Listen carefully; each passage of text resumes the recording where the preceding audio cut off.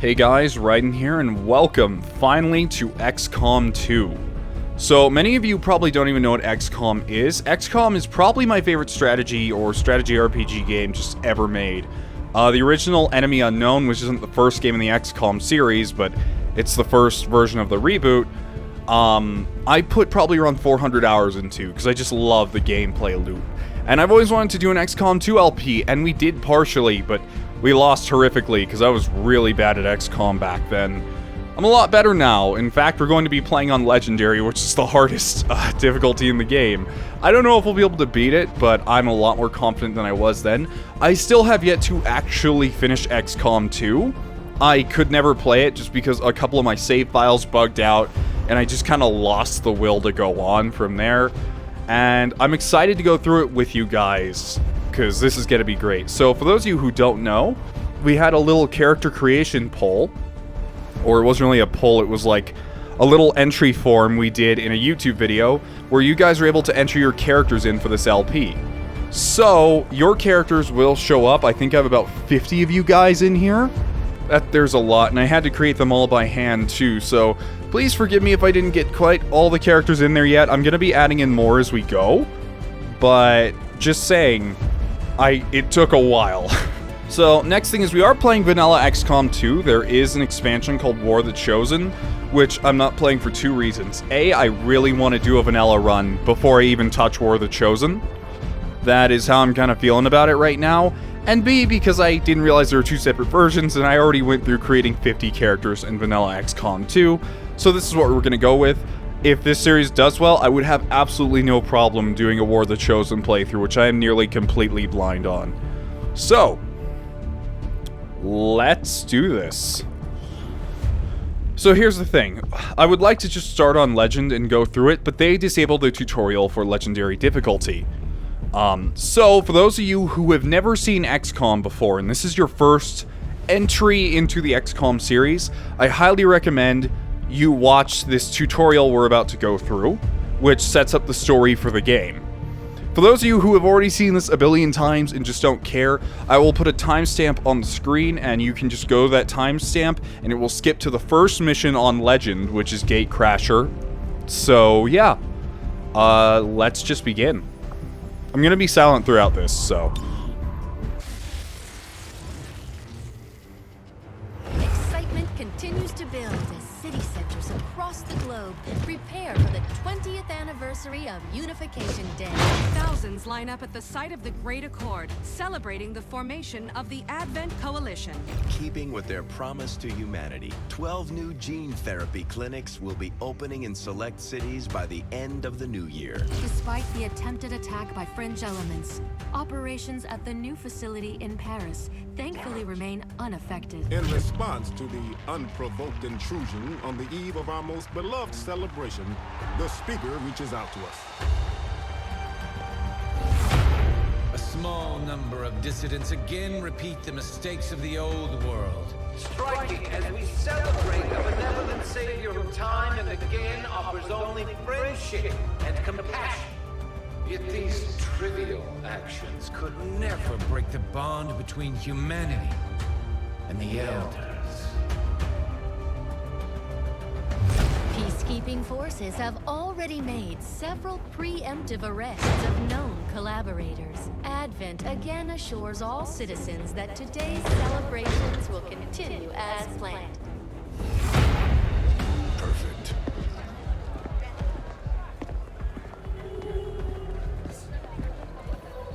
The Advent administration reminds you to report all suspicious activity to your nearest peacekeeper. Only together can we build a better tomorrow. Approaching position. You were right. They've definitely got their hands full today. Stay focused. Prep gate crasher. 60 seconds.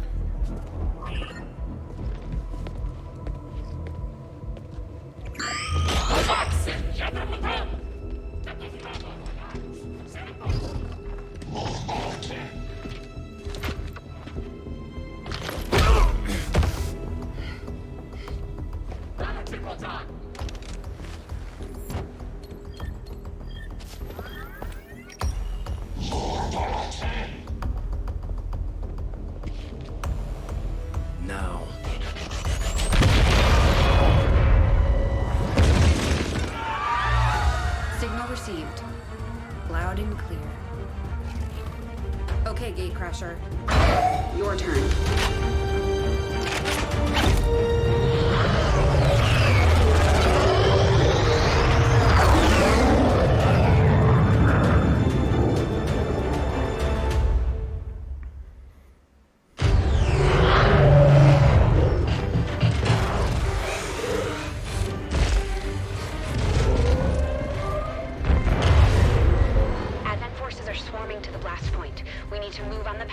Before they figure out what we're up to.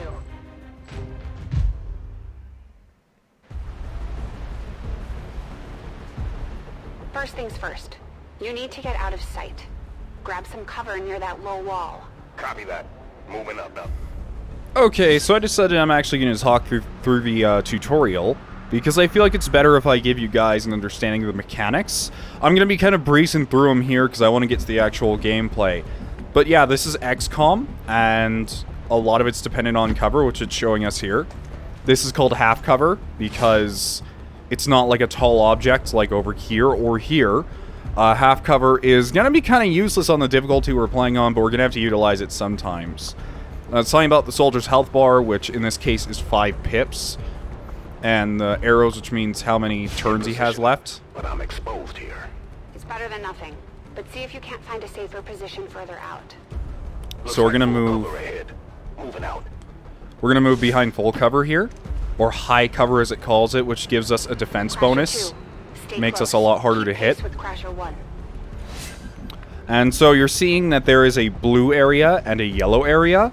The blue area is where you can move on your first move because your turn is separated into 2 turns indicated by these 2 arrows. So it won't let me do it because it's a tutorial, but I can move here, stop, and do something, but it just wants us to sprint. So we're just going to sprint over to the high cover. They're holding position. We're going to have to go through them. Stay out of sight until we're ready to strike. Copy that. Keep to the shadows until you're absolutely set. We'll only get 1 shot at this. In the shadows. So XCOM 2 added a new little mechanic called concealment, which makes it so that when you start most missions, you will actually be in a stealth state in which the enemies are not looking for you, and you can actually kind of recon around. So there's that. Staying low. That's what those red eyes are that are kind of hanging out down here. Don't get too close. If we get within any of these, they can see us. So let's move her up too. They may have the numbers, but we've got surprise on our side. Hopefully that's enough. Remind me to thank the old man.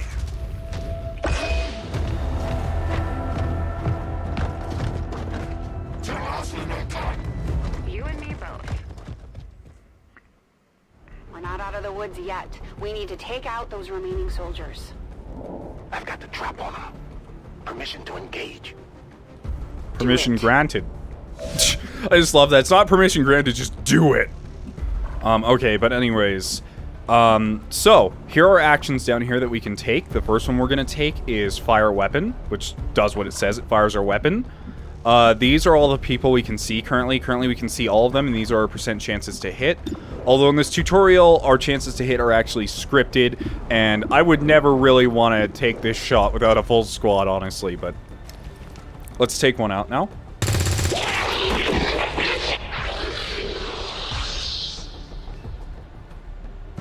Crasher 1 is on the board.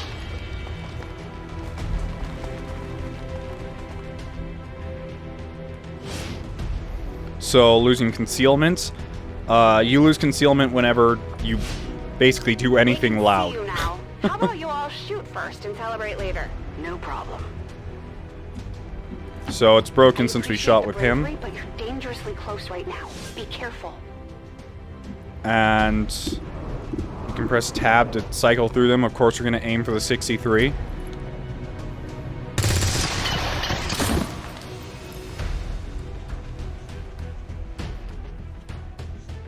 You're still keeping score, right?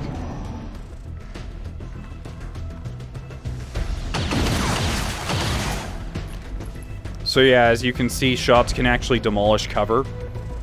Not going out that easy. Sometimes. It doesn't happen a lot.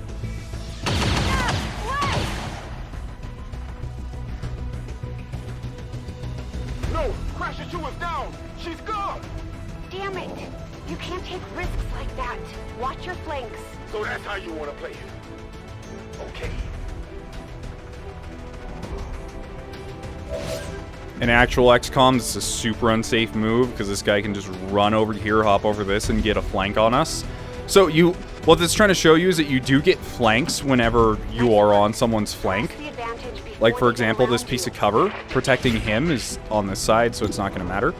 And we actually get an increased chance to crit, and we get a flank target bonus on crit. And hitting him is a lot easier because there's no cover in the way. Let's see how you like this.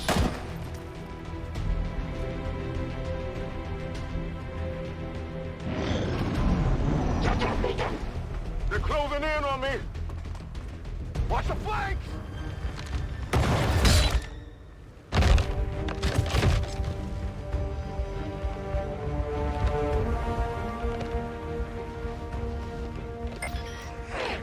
She's calling reinforcements. Stop that. Transmission. Central, reporting in. You're late. What have you been doing down there? Taking in the sights. What the hell are these things? They're us. At least there used to be. Human hybrid soldiers. Advent's reward for obedience and service. We've all heard rumors. I just never believed it was true. No one wanted to. But we find what we're looking for today. I promise you that's gonna change. Let's move. Looks like that transmission went through. You have an Advent transport closing on your position. You heard her. Cover the left side. So yeah, these flares indicate that reinforcements are coming. Something I very much wish Fire Emblem had, so I could kind of prepare for things, but that's neither here nor there. Keep your eyes peeled. Fire on anything that moves. So, now we're introduced to another mechanic, which is pretty essential. We're not going to use it as much as you'd think, but Overwatch. What Overwatch does is when an enemy moves on their turn and a soldier is Overwatch, if they can see them, they will take a shot, but they will have a reduced chance to hit. So, that's that. We need to move on the package. Everything in this demo is scripted, by the way. Absolutely everything.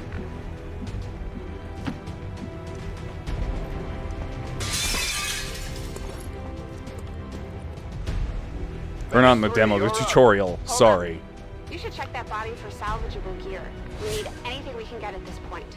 Better move fast, though. I've heard rumors Advent rigs their stuff to self-destruct. So yeah, apparently Advent just doesn't like you getting your hands on anything, so it blows up after they die. But if you can get there within 3 turns, you can actually pick it up. And they are weapon parts most of the time, I believe. Like, we found a scope, which we can attach to a gun later on. But that's not going to count since it's a tutorial. And not connected to our regular campaign, almost anyway.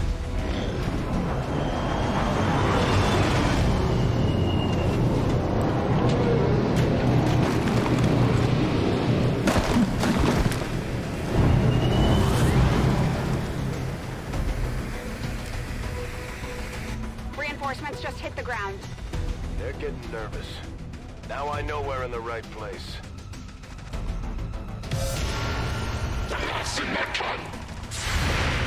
So Overwatch activates, and a shot. Well Did done. pretty good, whatever your name to our is. position. Just go. I'll try to stall him here. Okay, so we're just gonna basically kill off this soldier for some reason. Because stalling is a thing here, I guess. Seriously, the soldier's just kind of putting himself in a death trap, but tutorial makes me do it. What the? I'm going for the door. So yeah, in XCOM, What are you doing? There we go. In XCOM, you can open doors and such. Right through the door's security protocols. They were never expecting anyone to get this close. Exciting gameplay feature, I know, opening doors. But they also introduced hacking, which will play a part much later on. We have like yeah, okay. So you can get certain bonuses while hacking. I'm not going to worry about this right now. We'll talk about that later. Good.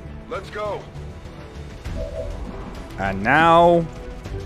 to secure the package. Let's hope our intel was good. This is the place. Are you sure?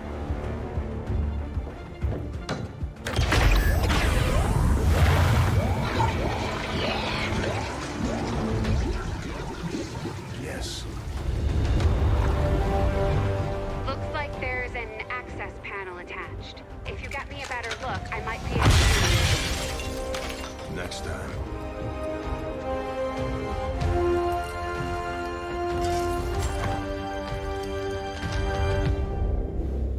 Let's get out of here. Okay, so we're rescuing a mystery person now. You can actually pick up soldiers and carry them with you. This comes into play later on, once we have to carry VIPs and such. Firebrand is holding nearby for evac, but it's now or never, Central. Understood. We're on the move. Sadly, we're in a bad position where we're gonna get flanked because for some reason the AI wanted to take cover next to a door that doesn't give us any cover from the three guys outside. No! Central, Crasher 1 is down. You have to get out of there. We need another exit. Now! So now we're about to introduce my favorite part of XCOM. Got it. And the part that makes it truly unique, in my opinion. The destructibility of everything. Fire in the hole.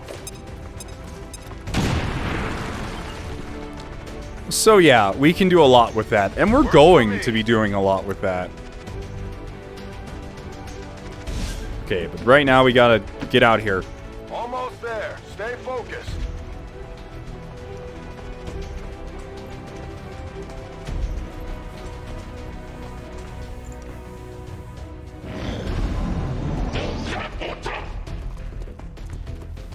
They're right behind us.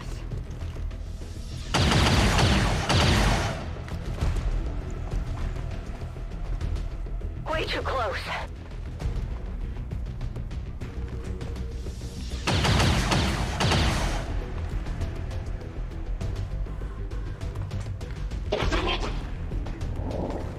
Firebrand, this is Gatecrasher. We need an immediate evac. Get us out of here. Okay, so we don't have to do this often because most missions that require evacs are either going so poorly that you have to use this, or they are already placed down for you to go to.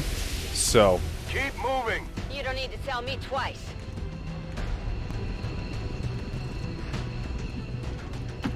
We're coming home. So this is actually a little thing that got me killed last time, is even after you use up all of your turn, you can still evac. And this caused a squad wipe.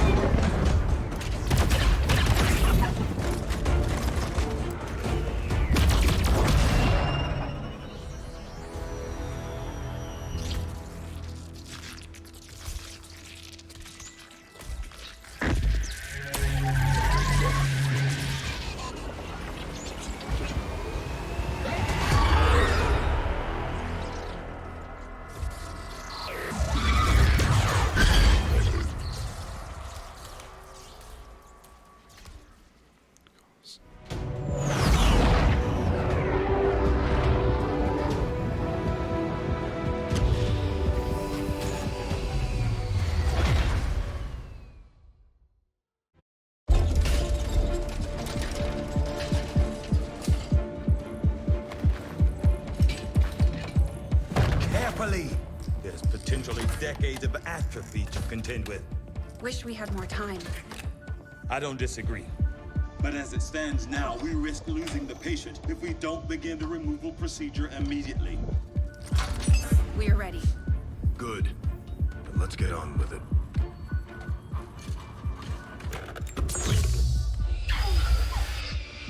Remarkable. Just like 20 years ago. We were still calling it a war back then. We had no idea what was coming. Response from the cerebral cortex. Good. Prepping for cranial intrusion.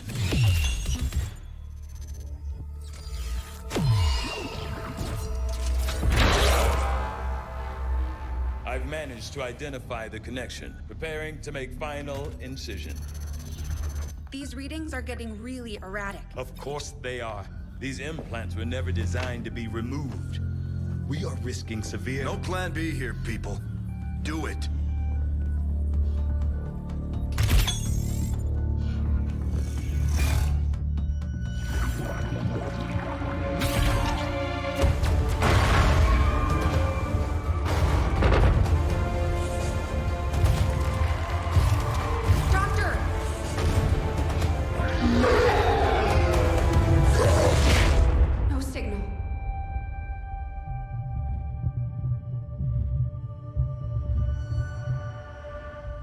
Pupillary response normal.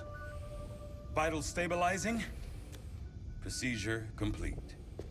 Told them it would take more than that to keep you down. Welcome back, Commander.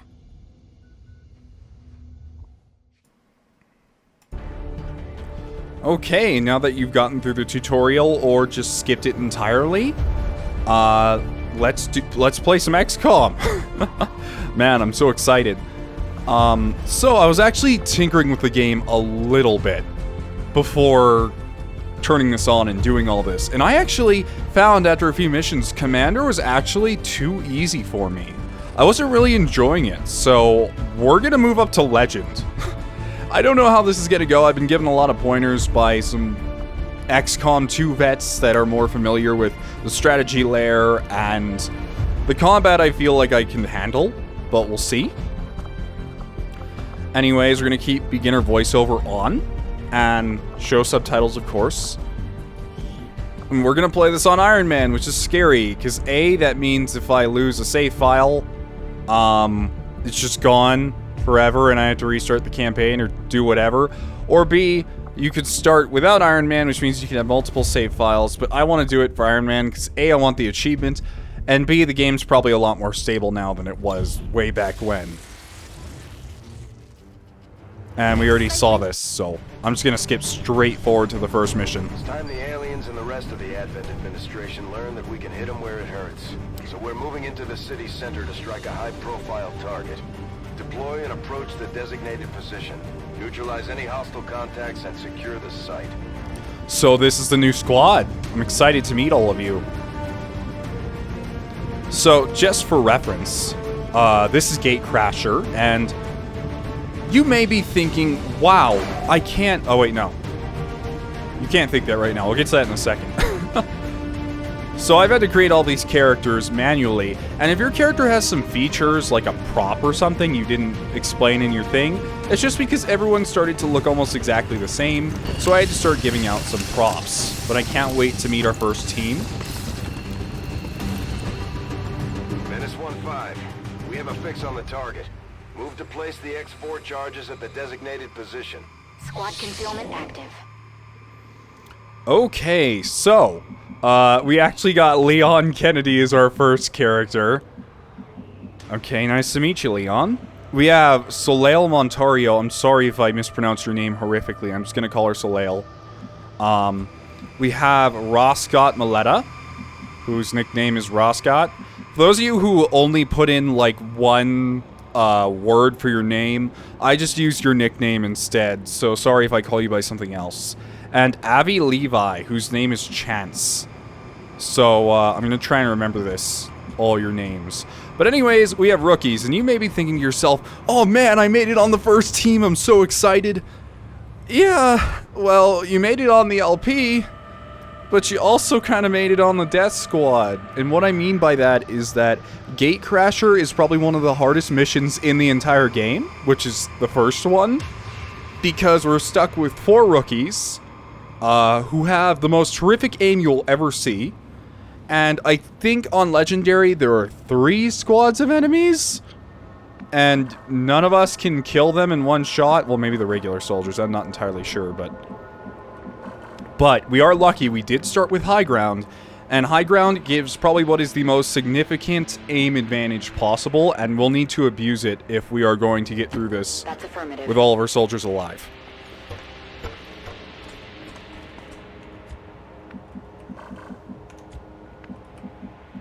So let's get moved up here.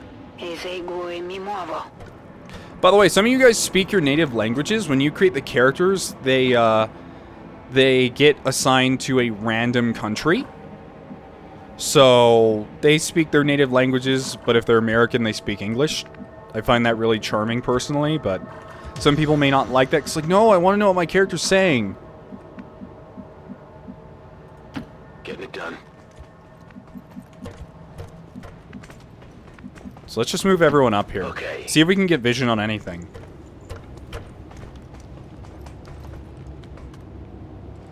These guys make up the bulk of the Advent forces we've dealt with. They're disciplined and well-equipped, but their obedience makes them predictable.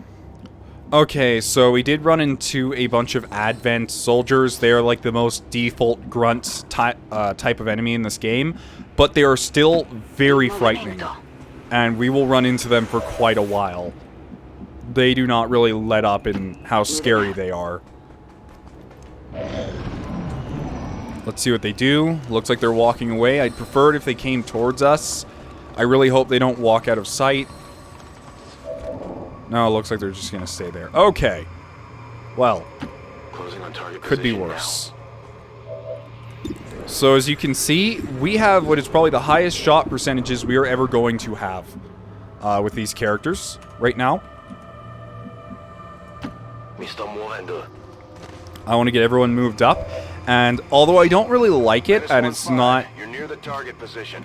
and it's not going to be very viable for the rest of the campaign, we're actually just going to do an Overwatch ambush, which is either blow them up with 1, and then Overwatch shoot all of them and try to finish them off, or we could just shoot at them. But the thing with Overwatch ambushes is while you're stealthed and you use Overwatch, you do not receive an aim penalty. So, can we reach them from here? No, we can't. Can any of us reach them from here? Because if so, I'd like to stay up here, but if not, that's fine. I'd like to think that maybe we could reach them from down here. On the move. There's going to be a lot more thinking and deliberating than, in any of my other LPs. Like, this is going to require some thought. So, I can get 2 of them here. A grenade does 3 to 4 damage, which means it has a chance to straight up kill. We probably won't, but let's try this good old-fashioned Overwatch ambush. It could have been better, but at least I can erase these 2 pieces of cover next to these guys. I wish I could have hit this last guy, but I really want to catch them before they walk away. I don't want to engage multiple squads at once. Looks like we killed one of them. Got a promotion for chance there. Oh, he caught on fire. Please don't waste your bullets on him. Nice job. I'm feeling the squad. I'm feeling the squad. Promotions all around.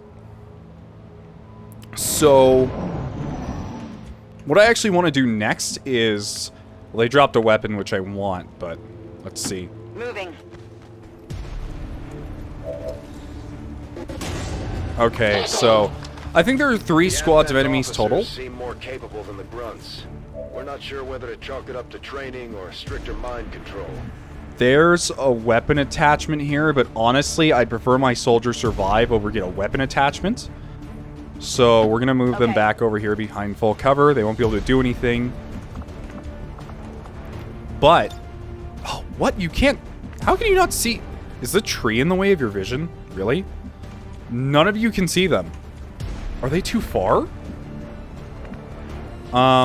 Maybe they can't see us, though. That's a thought, too. That is also a thought. I could move you down here, because you're not exactly safe. You're going to be flanked by them while up here. There's just not enough room for you. So, I want to move you down here. Heading there now.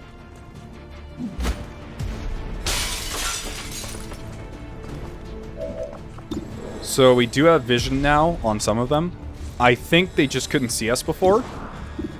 We have a chance to hit a 45 on the Advent Trooper. That is not a good shot, but honestly, I will take it just because we are on Legend, and rookies just have a general low chance to hit regardless, so might as well go for it because I doubt we're going to hit an Overwatch shot with an aim penalty. Nice, Leon.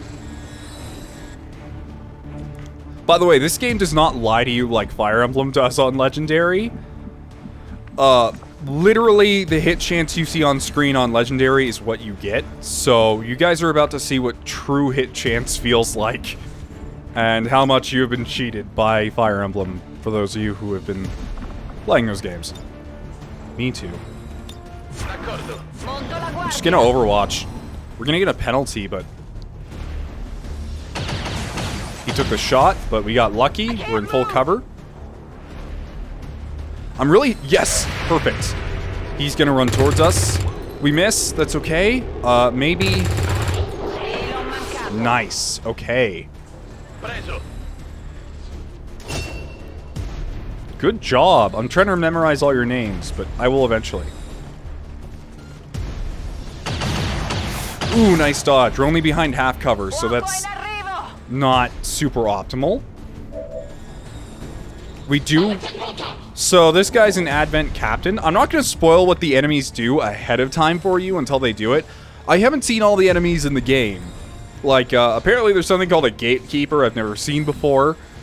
Yeah, there's a lot of enemies I still haven't seen yet, but these ones I know very well.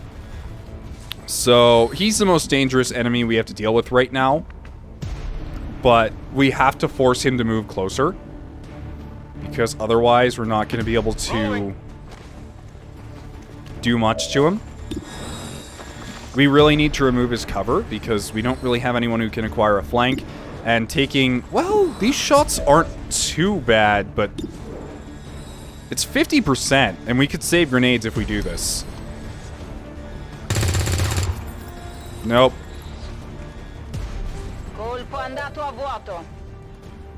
Okay, you know what? I'm just going to use a grenade. I'm going to separate these two because there's a high chance he's going to run in. No, there's no way he can reach us with a grenade. Sorry, retainer still. It's annoying. Okay. So we're just going to blow him up and get him out of the way. We couldn't retrieve that weapon part, but that's fine. Once again, living soldiers is far better than tiny weapon part. I do want to move forward, but I'm afraid of unveiling another squad of enemies, because I know there's 3. I'm gonna stick everyone in Overwatch. Oh, of course he did. So he's Overwatch 2 now, which we can't break. If I take another turn, will he just Okay, so if we don't Overwatch but hunker down instead, will he run towards us? That's what I want to know.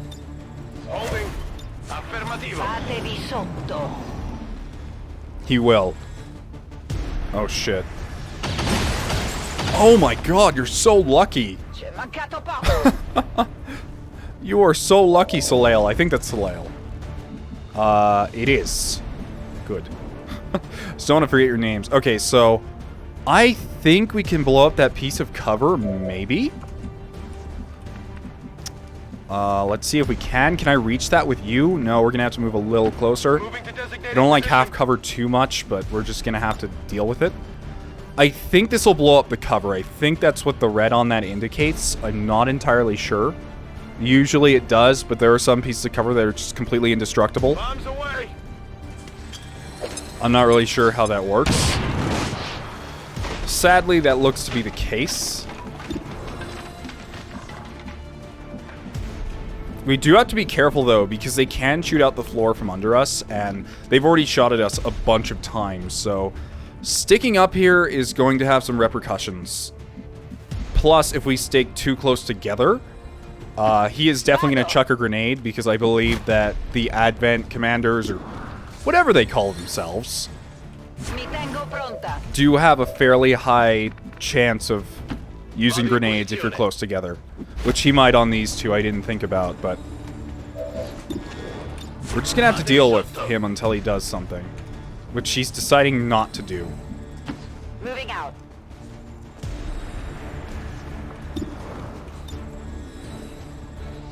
Affirmative. Covering now.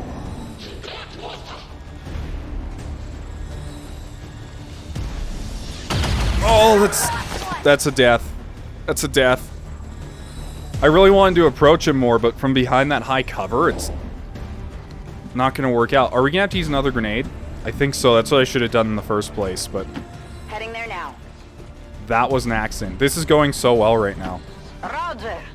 Sorry, Leon, but you're gone. No, not carry unit. I want you to throw the frag grenade. Granata in arrivo.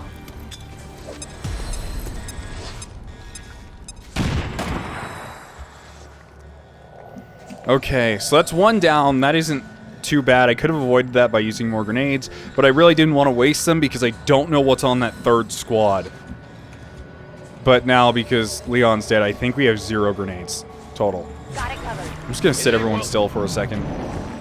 We need to reload. Absolutely everyone. I don't know what that third squad is.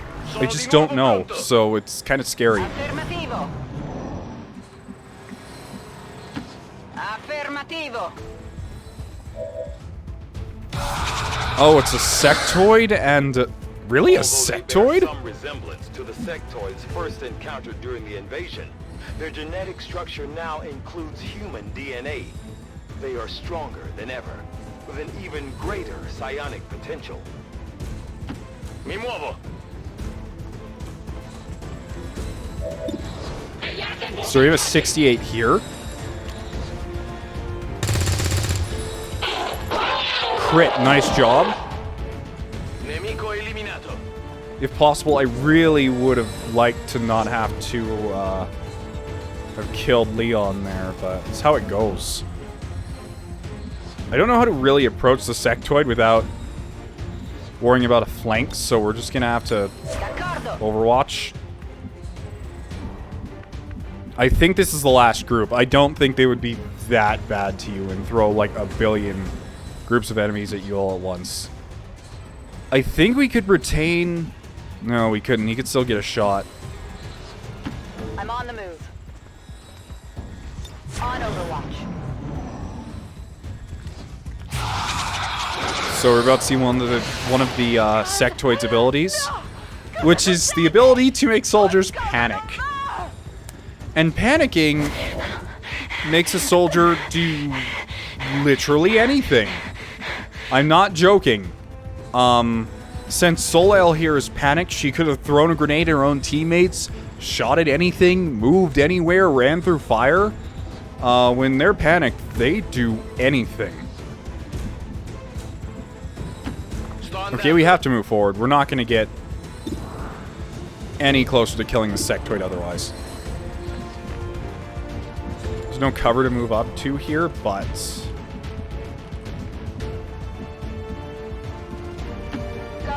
we need to inch closer, best we can.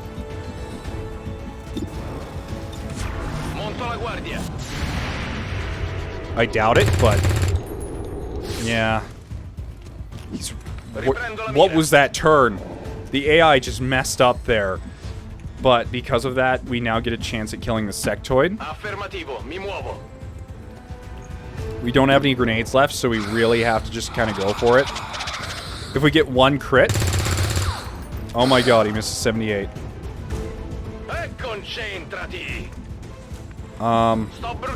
This is fine. We get a couple more chances. Okay, 72. Come on. 3. Not the number I was hoping for. It is now impossible for us to kill this sectoid in one turn.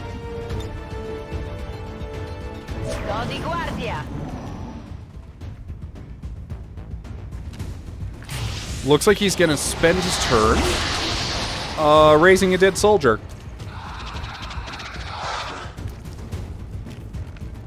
Okay. No respite for the dead. The aliens have found a way to mind control them now. Alright, if that's the case, we're gonna move up here to a full cover flank on the sectoid. Come on, don't disappoint me this time. Okay, zero munizioni. Good copy. Moving on target. Come on. There we go. Please be the last enemy on the map. Please.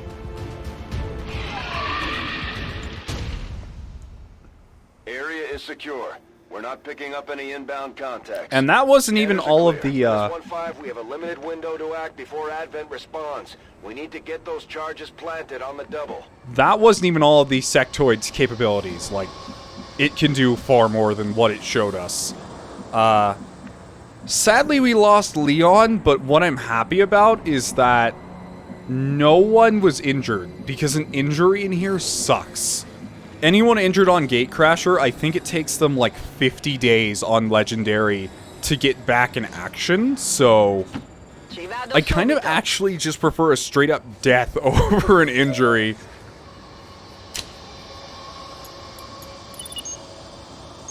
Menace 1-5, rendezvous at the extraction point.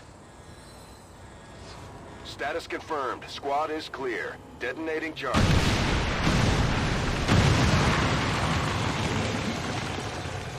And we did all that just to show that we're badasses and we can blow up public alien property. That's okay.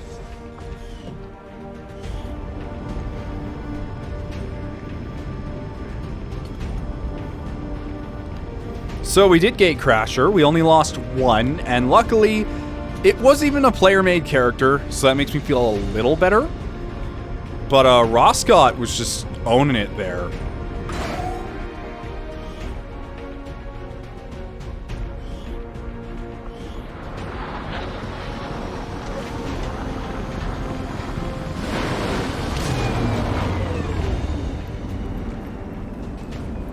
Okay, and now you are all going to promote into your proper classes. Rest in peace, Leon Kennedy. He's fighting Mr. X in heaven now. So, we have Chance. Operating some of our most advanced equipment, specialists deploy robotic drones on the battlefield that can be outfitted for combat or field medic duty. So Chance became a specialist, which gives them aid protocol and a little drone buddy. So, aid protocol, command your gremlin to move to a friendly target. It grants that target a bonus to defense until the start of the next player turn. So, yeah, it can buff people, and they can spec into either a battle medic or a combat hacker. You can choose these every time you rank up, and you can get a different one. They can also hack things remotely, which is a big part of their class. They aren't as combat heavy as the other classes, but they're still great. Serving as our demolitions experts, the Grenadiers provide heavy ordnance delivery whenever and wherever we need it.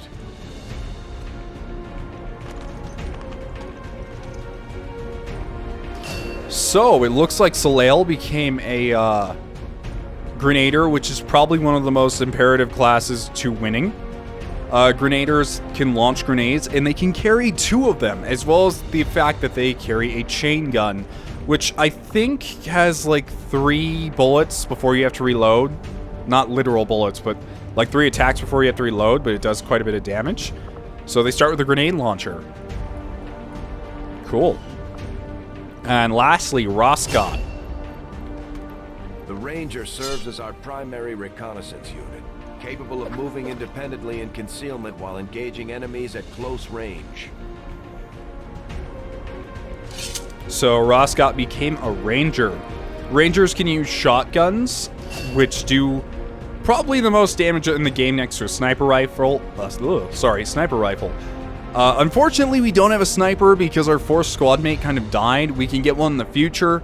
But luckily, honestly, I think that the sniper is the least essential out of all of these classes right now, at least early game.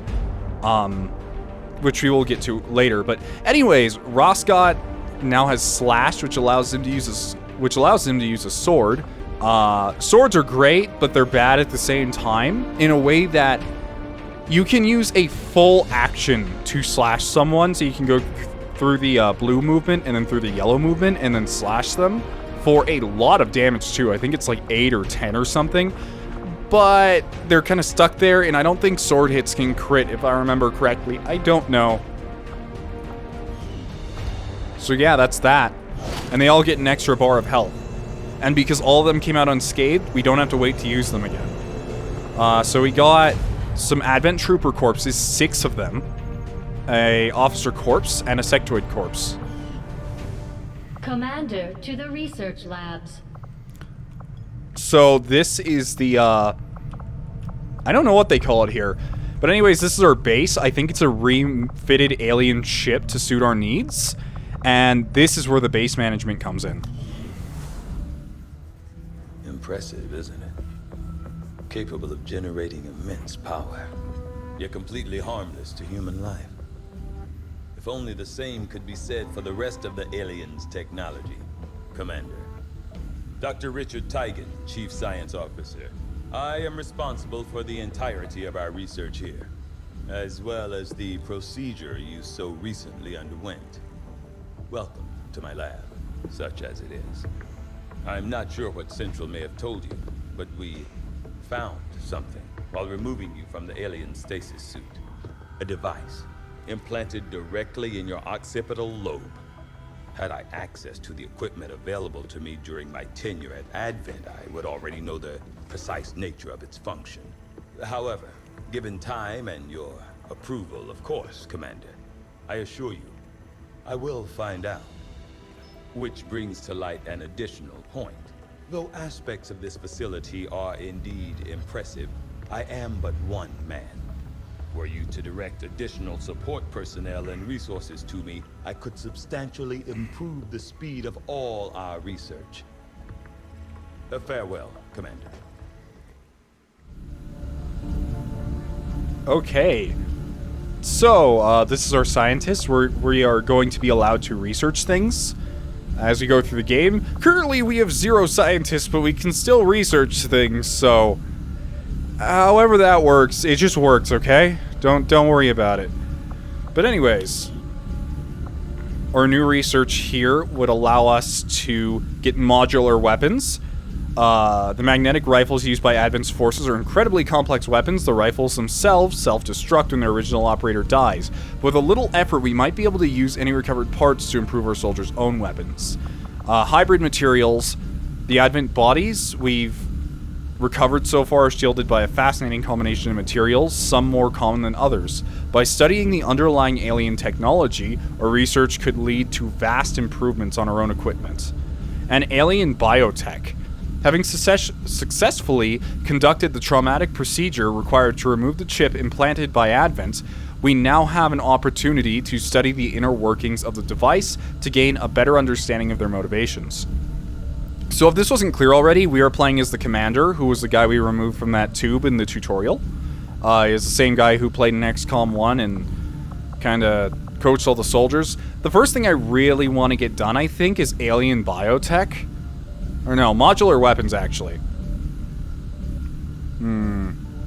Let's go biotech. We don't have any weapon attachments yet. Research to be among the more intriguing options available. We'll begin work immediately. I'll send word when a complete report is available. Okay, thanks. But, yeah. We don't have any attachable... Fossil fuels, power is difficult to come by outside the cities. Even among the staunchest of anti-alien dissidents, recovered Advent equipment is highly coveted. Tygan, I swear to God, if you cut me off again, we're gonna have -1 scientists on the ship. Commander to engineering.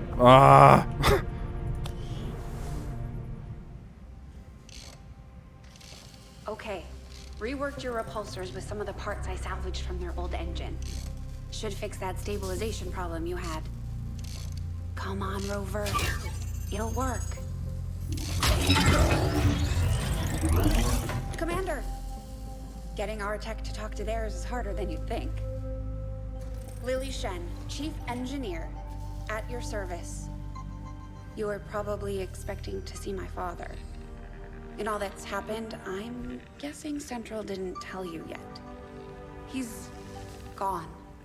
Dad gave everything he had to get us this far. This entire ship is his life's work. I know he would have loved to show you around the place himself. He used to talk about you a lot. You can be sure I'm ready to finish what he started. Might not look it, but from here, I can fabricate pretty much anything you come up with. And with a little more help, well, you'd be amazed with what I can do. It was an honor to finally meet you, Commander.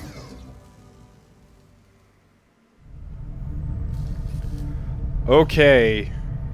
Well then. Anyways, this is our engineer, or chief engineer, as she said. She is the daughter, I think, of the engineer from the first game that worked with you, but I think he died. She basically makes everything for us.